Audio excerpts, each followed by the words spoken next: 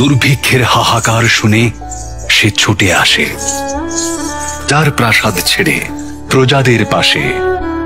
সে বাংলা মাটির কন্যা, এই প্রকৃতির খবরাখবর সবকিছুই তার জানা। বৃষ্টি হবে গো, বৃষ্টি হবে, বৃষ্টি হবে গো, বৃষ্টি হবে।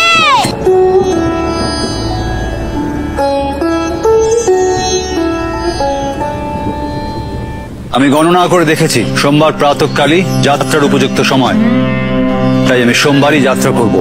সোমবার তো নয়, মঙ্গলে উষা বুধে পা, যথা ইচ্ছা তথা যা, তথা যা।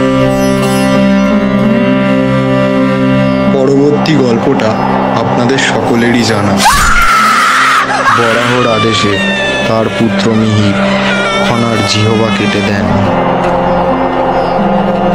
রচিত হয় লীলাবতীর জীবনের উপসংহার, আর শেষ হয় খনার বচন।